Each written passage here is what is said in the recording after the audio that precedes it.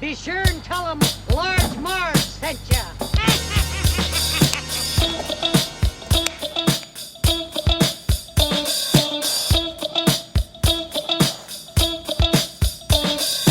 In the 90s, we were just teeny tykes. We went to movies and our bikes. We wanted to be DJs, but we were just teeny gals. So we went off to college and we remained best pals. 20 years later, we're still watching flicks and we're bringing you the feeling bit by bit. Sweetie and Sweetie are here to say it's the Large Marge Santa's podcast. Hey, hey. I'm sorry? What was that again? I'm a god. You're God.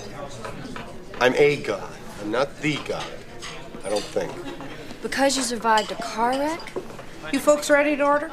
I didn't just survive a wreck. I wasn't just blown up yesterday. I have been stabbed, shot, poisoned, frozen, hung, electrocuted, and burned. Oh, really? And every morning I wake up without a scratch on me, not a dent in the fender.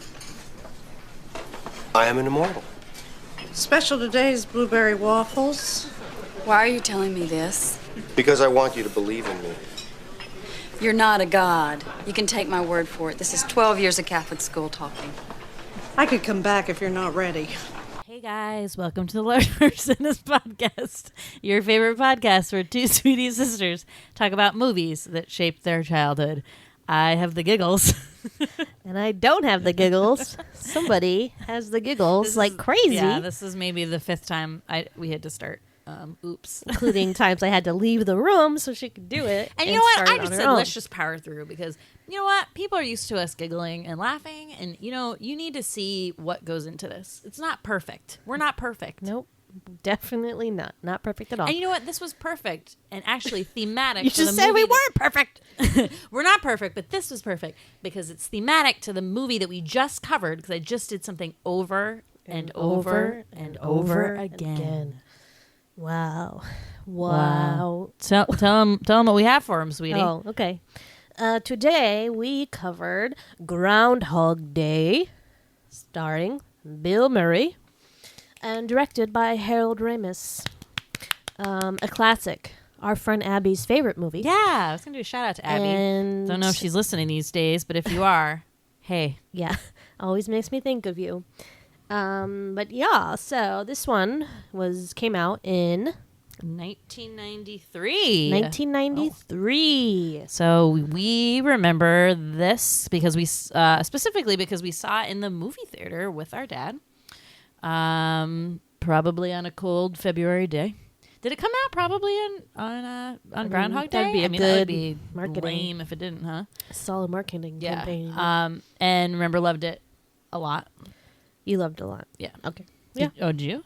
Or did you think you I think not, so. I didn't think get it? I mean, I think I feel the same way that I feel today, which is like agony. I love it, but I'm just like, I always picture myself and what it would feel like to just live the same day over and over and over and over again, and Yeah. it kind of makes me go insane a little bit.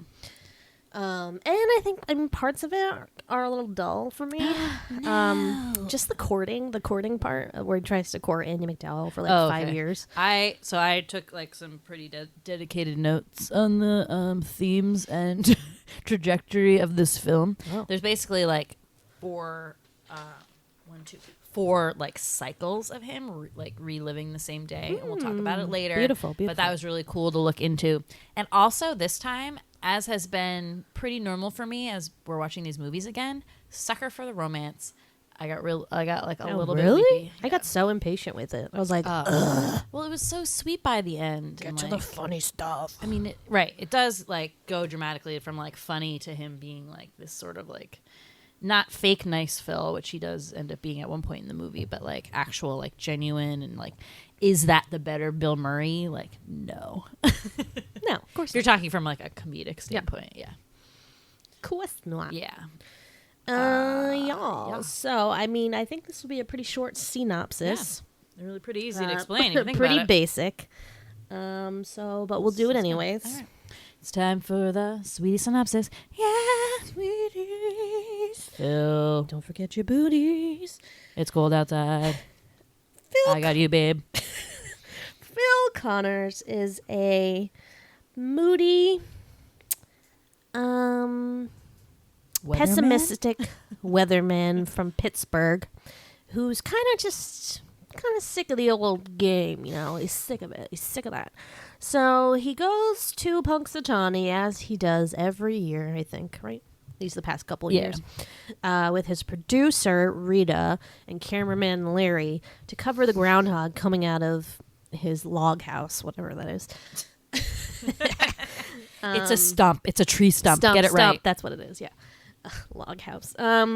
So they go there. He does his thing. They try to leave. There's a big blizzard. They can't leave, so they have to stay in Punxsutawney, much to Phil's chagrin. Next day, he wakes up, and it's a little unusual because the radio's playing the exact same song that was playing the day before, and the DJs are saying the exact same things they said before. Phil's very confused. All the same things that happened the previous day happen again. He's like, what the fuck is happening right now? Pretty soon we find out Philly stuck in a loop. A terrible loop in which he has forced to live the same day over and over again. Whew. So the movie, essentially, is him trying to figure out why he's stuck in this loop, how to get out of it, if he can get out of it, and essentially the main thread of the story is him trying to get closer to Rita, who he's fallen in love with. So it's kind of mostly about that. Eventually, he does get out of the loop by bettering himself and helping the community. And he awakens with Rita in his arms the next morning, and all is well. And that's the film. Wow. Yeah. God. Thank you. That was like the shortest synopsis you've ever done. Told you it's going to be short. I didn't even say anything. We don't know. We don't need to go into specifics. It's as you said. We will as we. I know, but in terms of synopsis, you don't need to go through all. All right, so let's talk a little bit about this loop because you don't know why it happens. There's no God that comes down and it's like, you are bad and you will be stuck in this loop until you become good. Yeah. And it's a little bit similar to the because in Scrooge, I feel like sort of similar dynamic, and a bad guy learns to be good by the end. I feel like Bill Murray plays that really well, right? Yeah. Because he can be a real asshole, but he can turn on a dime and be nice. Sure. Anyway, so you don't know why this happened at all. I mean, you can kind of guess because someone is trying to teach him a lesson, right?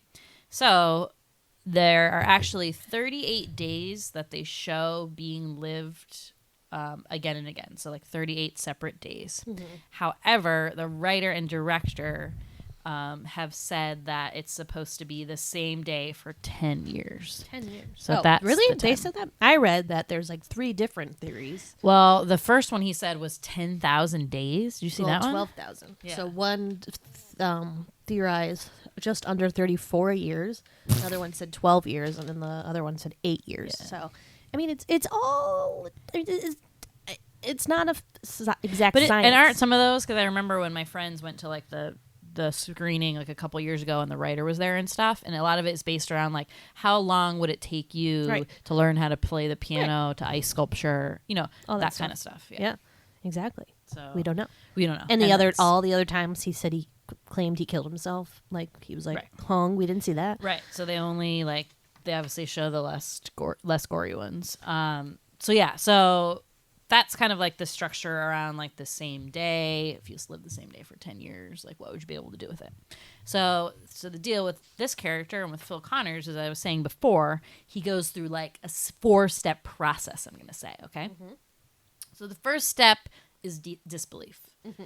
What the fuck is going on? This isn't happening. Doesn't really believe what's going on. Is this the 4 stages of being stuck in a time loop? Kind of. Okay.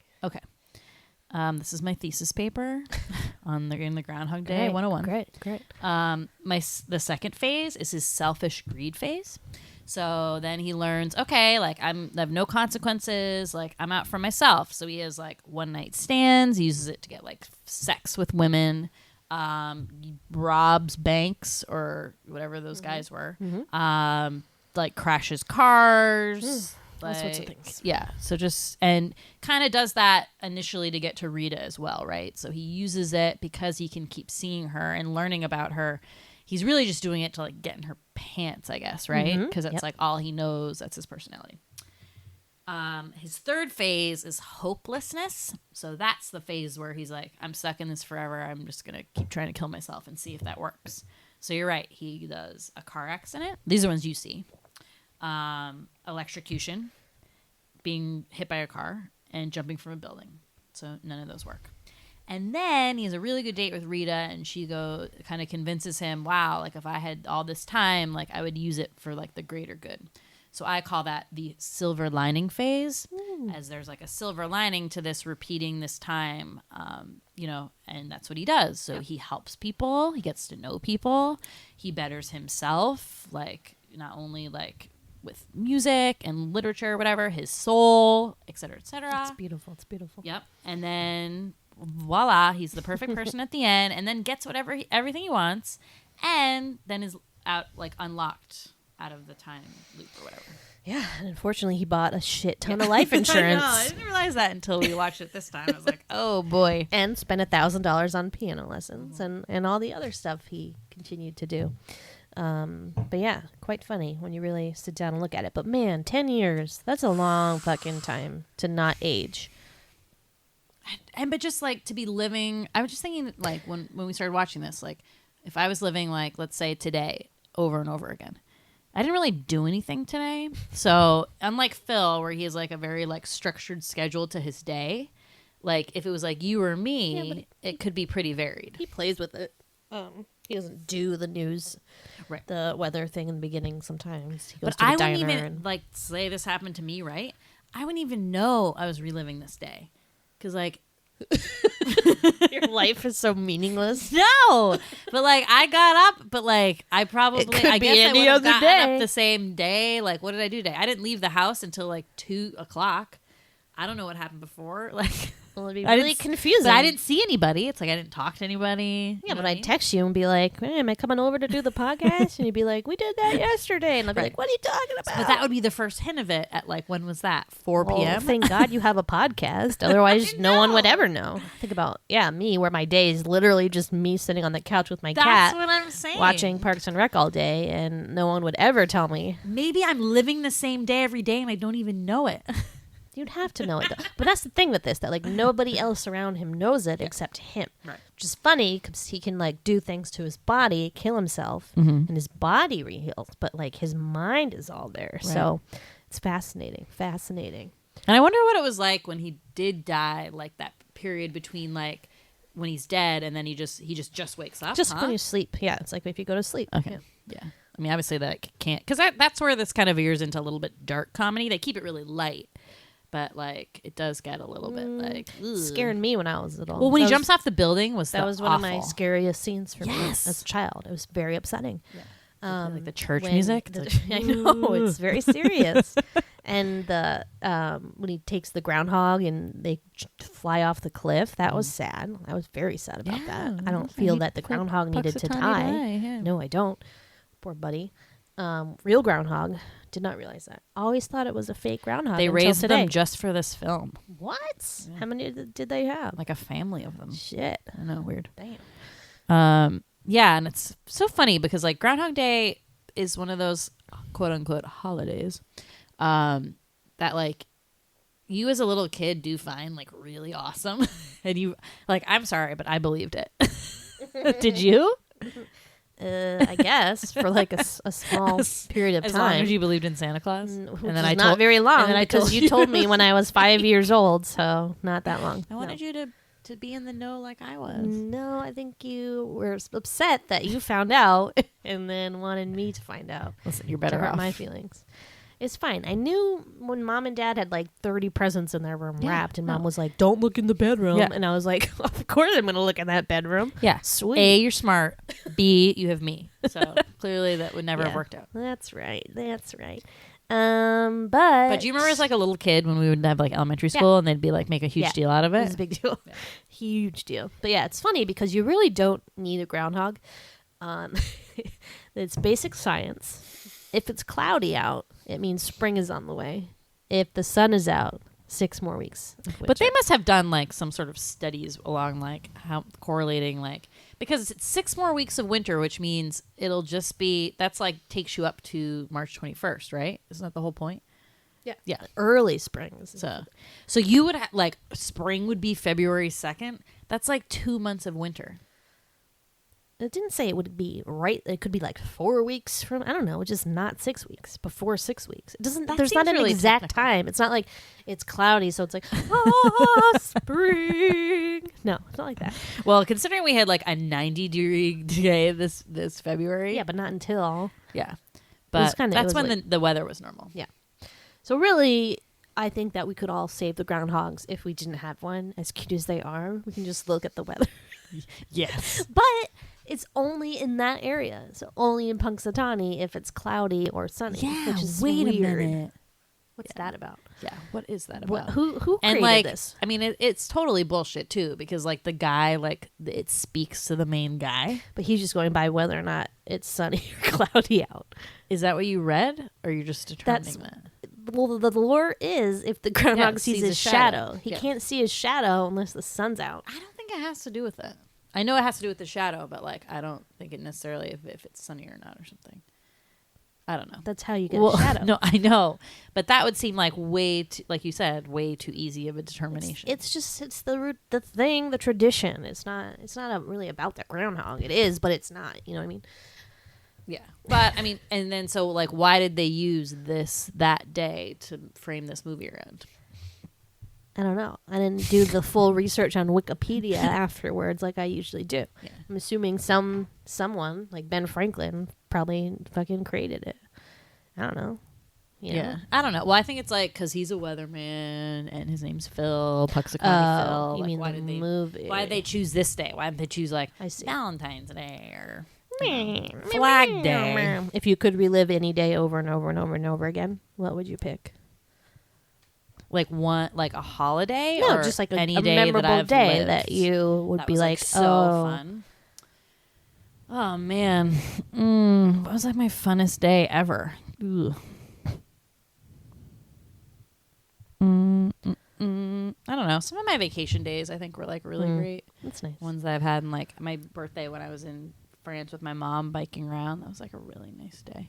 But it was just me and my mom though. It wasn't like anyone else was I there. wouldn't be able to be there. So that was kind of really sad though. Sad. Oh, Yeah. yeah, mine probably like a birthday. Probably the birthday where I was sad because I didn't get enough toys or something, and Dad was like, "Let's go to Toys R Us. You can pick whatever you want." And I was like, "Sweet, So you would pick a kid day?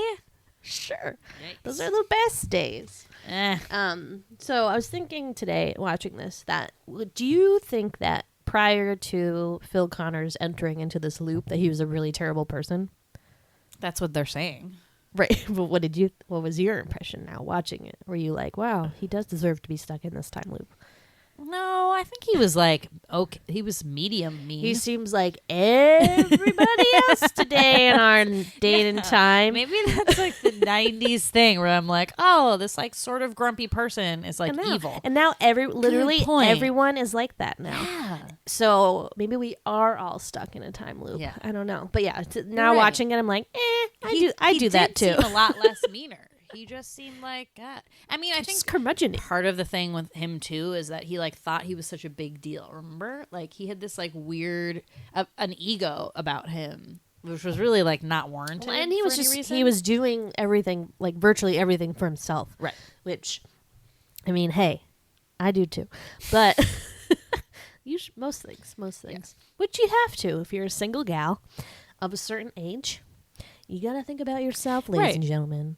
And sometimes, I think it's okay to be selfish. yeah, a lot of yeah. times. Fuck I you, think Groundhog there's- Day. Fuck you. Well, I just think there's this thing going on that like you have to be selfless all the time, and then it makes people like not think of themselves, and then that gets you into like a whole different like set of problems, right?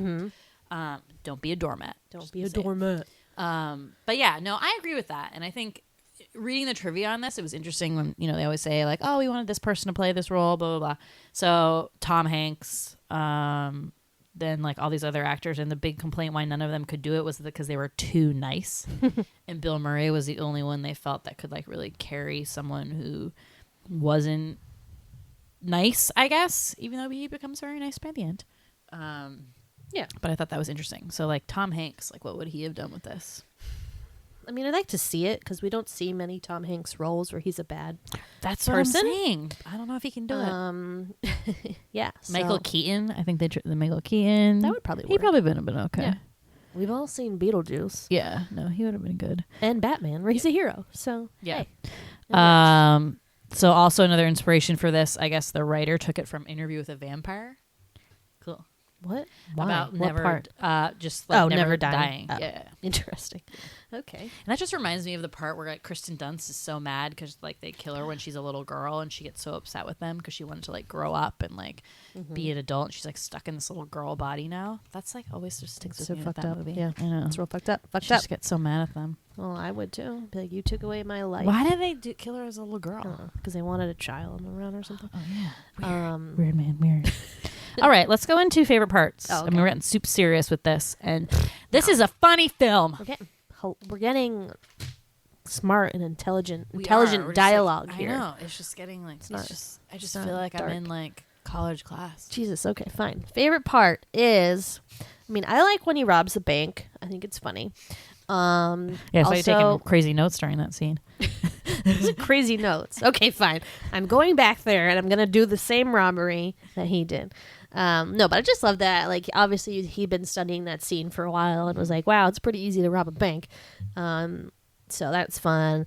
I like when he's in the bar with the two guys from the diner. Yep.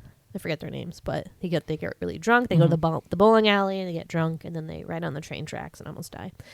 For some reason, I thought they did die until tonight. I was like, oh, they don't hit the train car.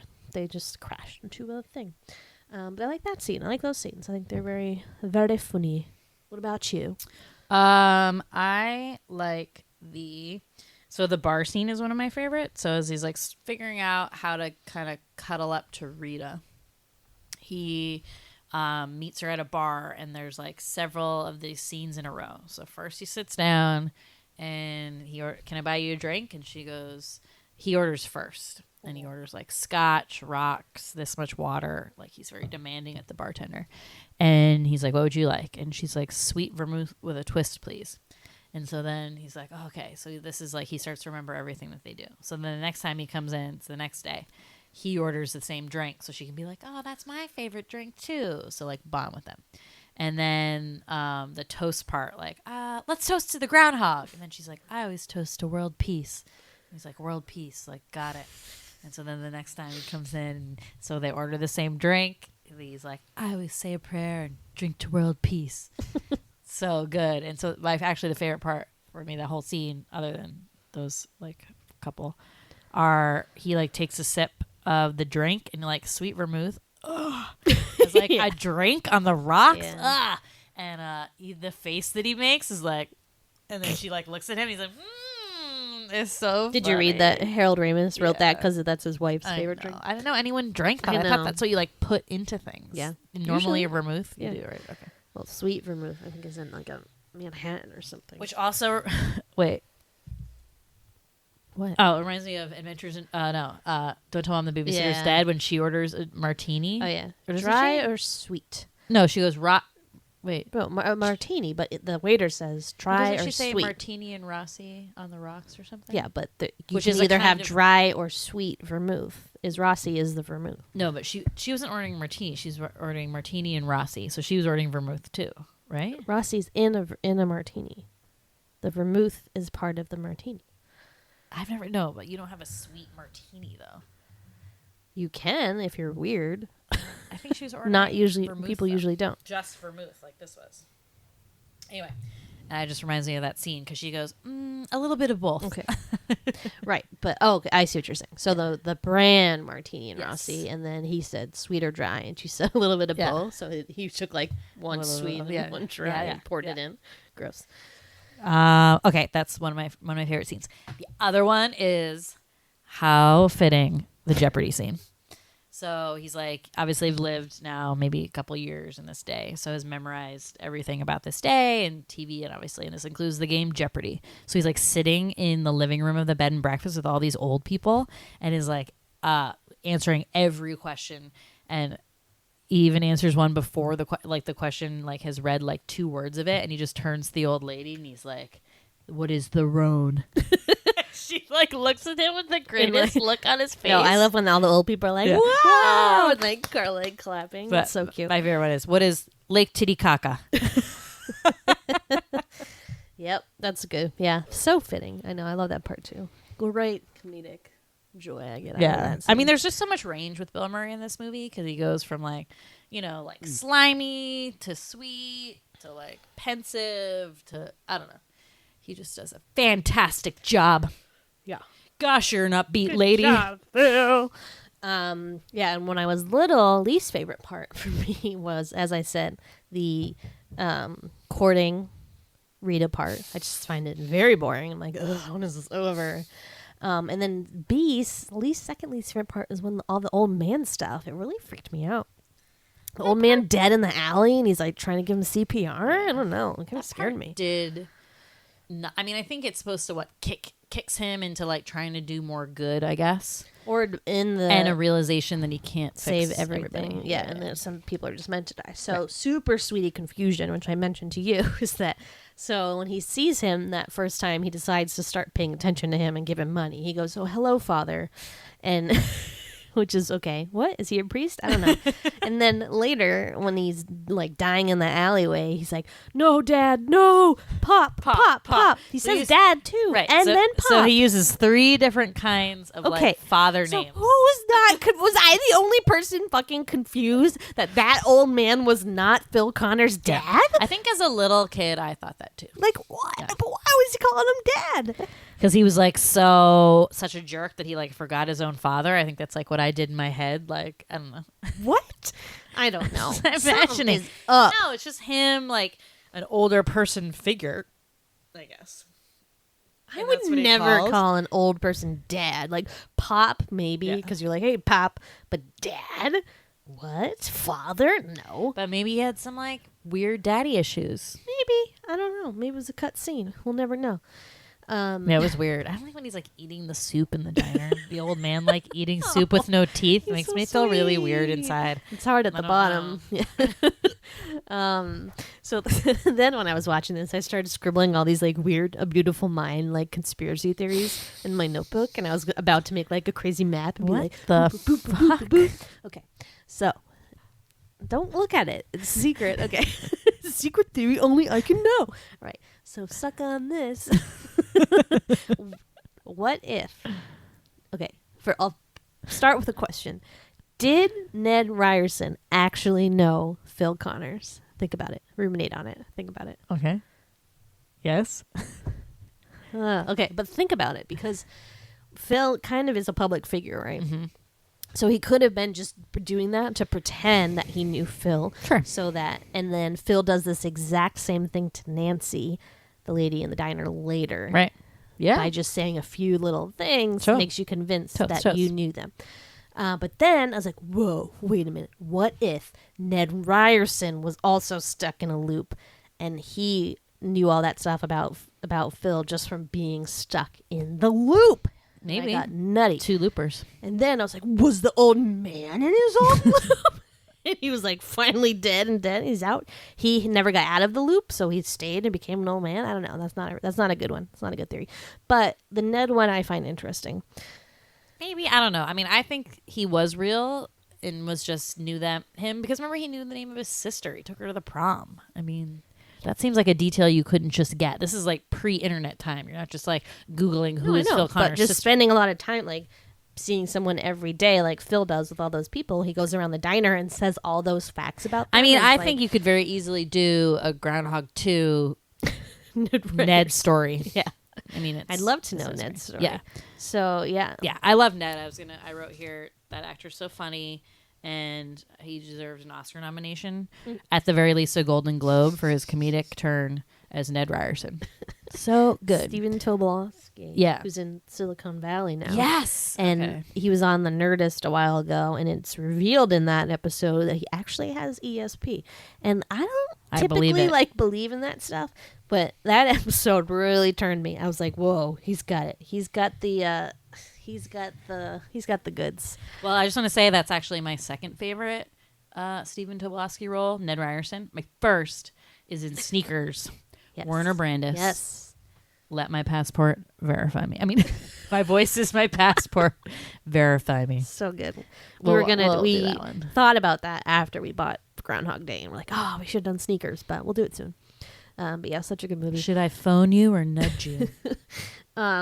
If you bumped into somebody that obviously had no idea who you were from high school, what would be the things that your Ned Ryerson things to make somebody remember you? Oh, good one. But I was also thinking, like, when he came up to Nancy and used the trick of just asking her, like, what's her name? What was her high school? What was her English teacher, right? So if someone came up and asked me that, I'm like, would I, like, not know someone who was in my English class? Well, now you'd be like, are you trying to break into my passwords? Like, those are all, like, the questions that the computer asks you. Like, what was your second grade teacher's husband's name? Just like when our mom texts us, like, what our social security numbers are, and we're like, who is this? Prove you are Carol. So then we ask her all these, like, security questions. What was our second pet? What was our first cat's name? Yeah. What did he die of? It's pretty awesome. It happens at least once every 6 months, and it never gets old. And she gets mad at us every time. So who is this? Who are you? That's good. Okay. But okay, go back to the original question. So if you bumped into somebody who had no idea who you were, but you knew them from high school, what would be the things, your Ned Ryerson things that you would say to make them remember who you were? Hey. So, hey, it's me. Hey. Emily. Needle nose Emily. No, you can't use Ned's. Hi, Emily Newmiss. I sat next to you in Miss Massesso's AP English class. It's a little fuzzy, maybe. What else? Remember she looked like Arthur the Aardvark? Okay, how would I remember you though? We're trying to remember Miss Massesso. Remember that bitch? What do I remember about you? Remember I was a ballet dancer and I used to wear a bandana in my hair with a bun. Oh, Emily Dumas. I was friends with this girl with a big mole on her face. Wow. Okay. Yeah. Sarah, I feel like there's no like distinguishing things about me. You didn't get the shingles and almost graduate. No. Yeah, that's Do you true. have any about yourself? I'm gonna be like, hey, I won first place in the lip sync freshman year, starring Martin O'Day. It was a big deal. I was in another lip sync all years. Mm-hmm. We won most years, not all, but some. Anything not lip sync related? I was Juliet in Romeo and Juliet. I won the Shakespeare Festival. I don't know if you saw that. But would you say it like that? Yeah, because I'm like a big deal now. I'm like, I have a podcast, and it's like Real Life Famous. Yeah, that's really hard. I mean, I don't know. I'm pretty sure I can like remember everyone from high school, but there could be some sometimes some one real time moles. Some will say somebody's name to me. I'll be like, what? Like one time someone, I won't say this person's name, but in middle school, and I went to a charter school, so it's a very small class, and I could not remember this person, and I was like, I know them, but I don't. It really freaked me the fuck out because I have a good memory. Right. So I'm definitely that person who like remembers everyone, but not many people remember me, or at least they pretend they don't. Which I fucking hate that trait in some people who think it's like too cool to like remember people, so they'll act all like vague and weird. I'm like, I know you know me, you stupid.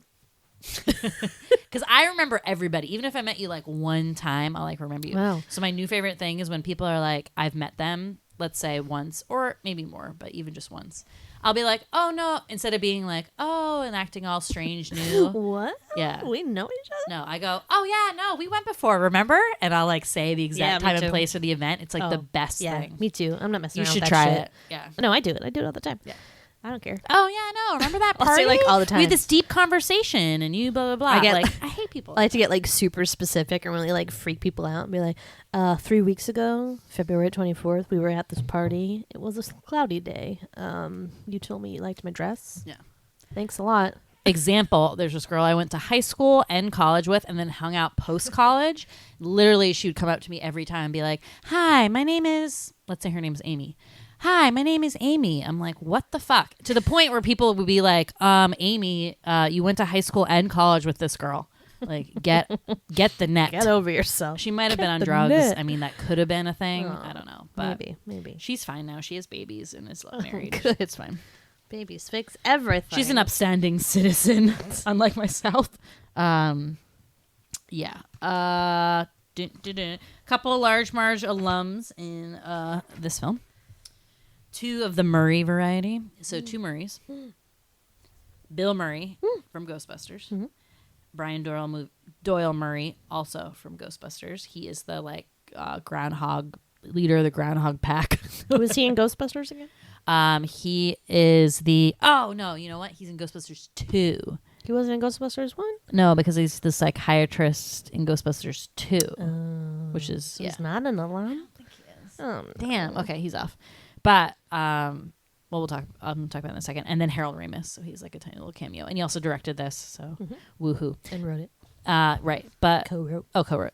Funny thing about the Murrays, though, so we looked this up. So Bill Murray and Brian Doyle Murray are in a couple of the same films. He might be in Scrooge, too. Yeah, he is. Oh, he is the... Pretty sure. Is he the boss?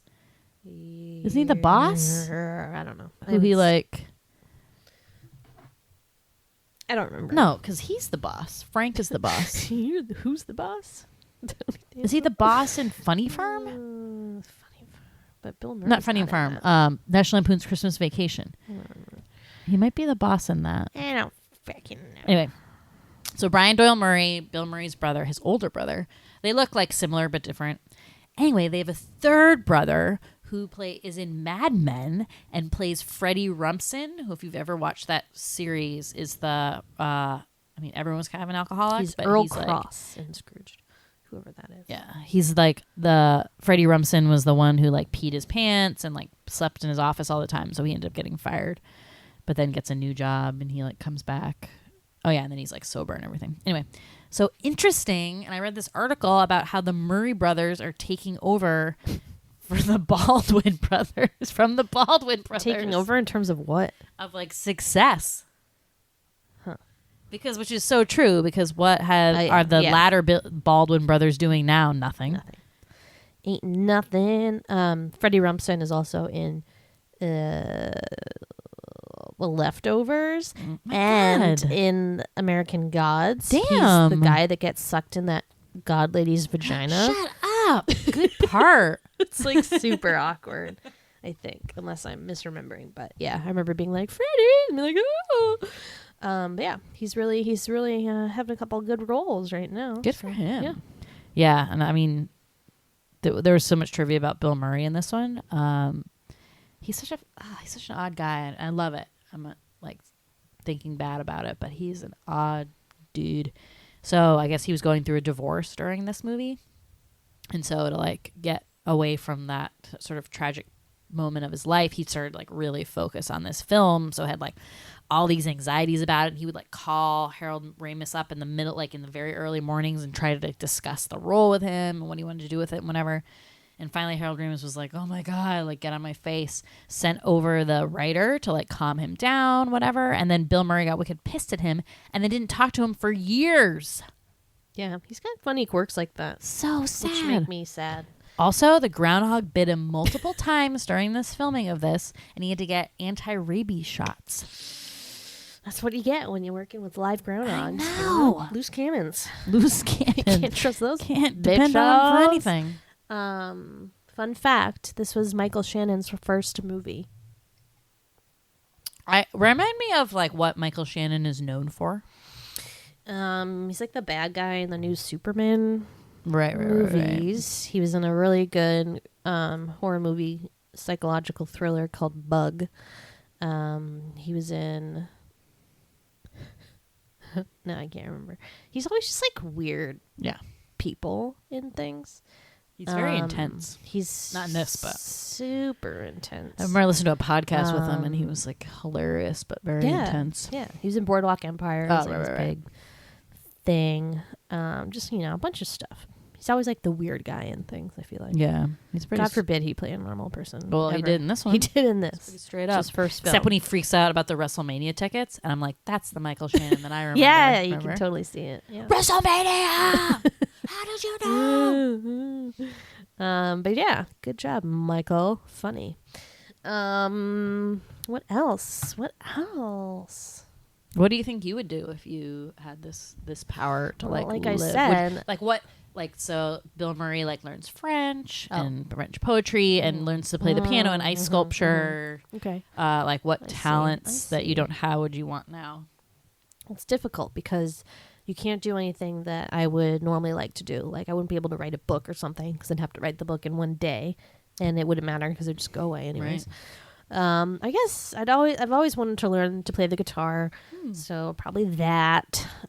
Singing lessons, I could learn to play the guitar and sing. I do a language, I think, too. What language? I think I'd do Francais. Yeah, because I think French is harder and the one I don't know as well. Yeah. I need some time. It's just the prettiest, you know. I'm not gonna go learn German. But you or can't something. you can't do anything like physical. You can't like work on your body or anything like that. Like, So that you're like, doesn't matter. But your mind state, that's what's It's interesting. confusing. Your mind's Super keeps confusing. going. I guess I would also learn a bunch of stuff. There's a period of my time where I would just like once a day pick something random like cornflakes and then learn all about cornflakes on Wikipedia or whatever. And like, even though I know Wikipedia's not a totally trustworthy site, whatever. But I would read that and like study it and then have all this knowledge of a certain thing. So I like learning. I think that's fun. Yeah. I mean, you would eventually probably be like the smartest person in the world. Exactly. But like, you wouldn't be able to do that much with it if you only had one day to like show it. It's not like you'd be hopefully like, now I'm going to apply it and go into Jeopardy. But it's like, you can't. But hopefully you get out of the loop someday. Right. But what if Then you never can got do all out of that the stuff. loop? Well, I don't know. I mean, the stat that it was like 12,000 years or something like that. Like, what? I mean, that freaks me out. Honestly, I wouldn't make it to the part where I would learn things. I would just go insane. Well, that's what die like, all the time. The beginning stages of this, when he starts like, or even I guess it's the middle stage where he's like still in the selfish part, and he's trying to court her. A selfish face. And he's just like there. It's the second scene of the snowman scene, and he just is like kind of losing it. He's like, oh, here they come! I want to have kids. Are you up for adoption? Kids? Huh? And he's just like, you can see he's like losing it because Yeah. he's already lived this so many times, and he's messed up, and he's just trying to get this girl to like him, and like, and yeah, I don't know what I would do, and like maybe that's what hell is.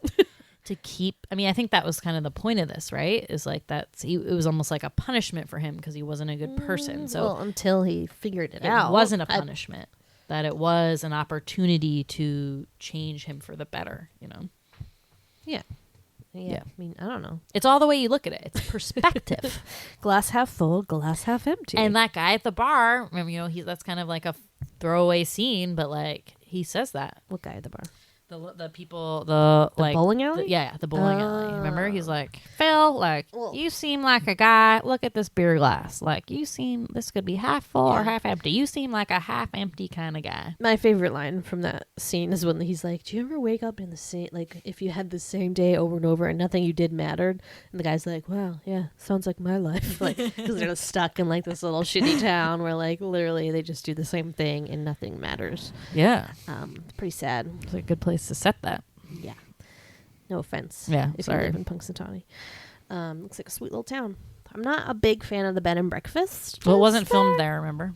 No, I I don't told you remember. You didn't tell me that. Yes, I did. It was filmed in a town in Illinois, near where Bill Murray grew up. Right. In Okay. Wilmette, Illinois. I he grew up. remember now. But there's all these plaques everywhere that's like have some stuff about the filming. So I just want to know what's up with that bed and breakfast. Why is there a communal shower? How do you like it's a bed and breakfast? I don't know. that's the thing with bed and breakfasts sometimes. What? Yes, No. still is. Yes, In shared Europe. bathroom. It sucks. In Europe a lot, but like in the U.S., I've looked at places too. It stinks. It's not fun.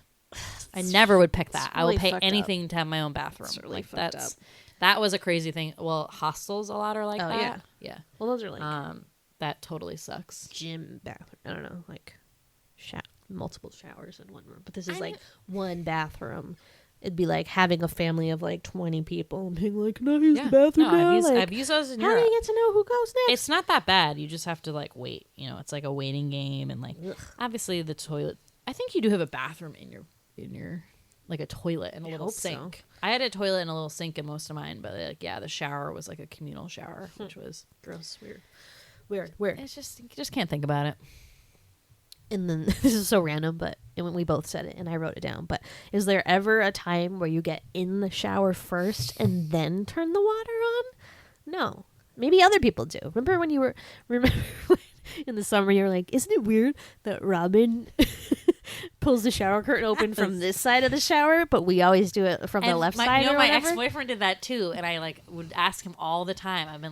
I walked him into the bathroom one time. I'm like, this is so weird, but like I can't get over the fact that you pull it left to right, and I always have it on the left, like it's all gathered on the left. Oh, That's yeah, what yeah. you do, Yeah, right? yeah. On the left, yeah. Yeah. But it's not like a handed thing because we were both right-handed. He was right-handed too. Yeah. Yeah. Yeah. I don't know. It's just a thing. It's like the toilet paper. A lot of people have a weird thing about the toilet paper being with like the flat, the pull side down or up. Oh, okay. And I never got it. I was like, what's the difference? The shower thing has to do with where the nozzle is. That's why I do it. Because here I do it the opposite way because it's the opposite side of the nozzle. So you pull it to the opposite side His of the nozzle on the other. No, he did it opposite to the nozzle, which is I thought was weird. So the opening was like where the nozzle was. It's getting crazy. But I always get in the back, so you're like away from the nozzle. Does this make sense? Yes, Yeah. that's where I do. That's too. what you do. Okay. No, I mean, I get in the middle now. I don't know. It's not really like a. It's not. You're exact hoping science. in the middle? No, I Okay, this hop in the middle. conversation is I get in crazy. the middle. My head is like exploding with the craziness of this conversation. Well, now I just get in the pond because my tub's like fucking overflowing. So the point being that like Bill Murray gets into a cold shower twice in a row, and he gets in and then puts on the shower. When it's like if you have a shower, you run the tap first and check the temperature. Especially if it's not a shower you're used to and you're not familiar with the quirks of the shower. But in his defense, I will say that shower was kind of like the ones in Europe are, where it's like a cold dial and a hot dial. So there wasn't supposed to be any cold water coming out of the hot dial. You know, it's like two handles. Yeah. So it's not like the ones you see here where it's like a temporal thing where it's like one thing.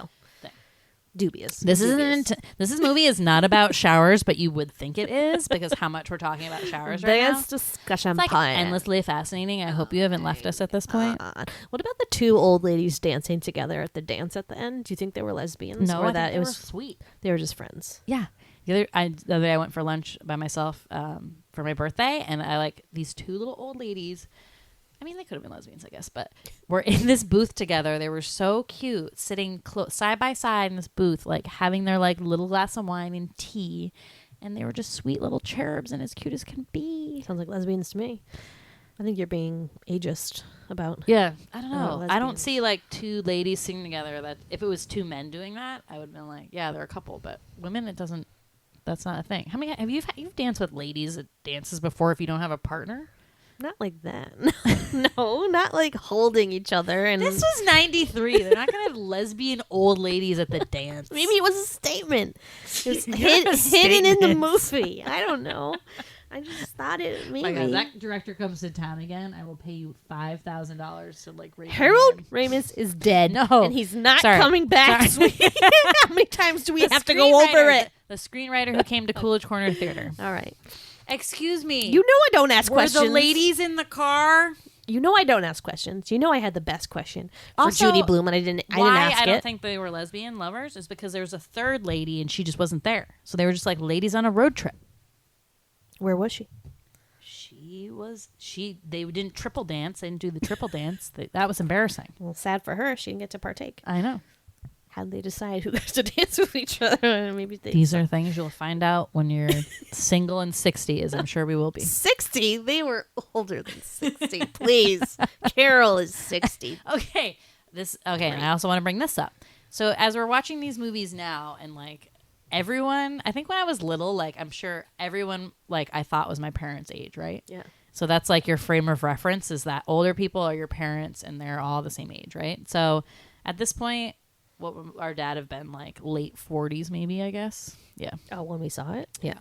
So I assumed like Bill Murray and what is the actress's name? Andy McDowell are in their 40s, right? I don't think they're supposed to be in their 40s.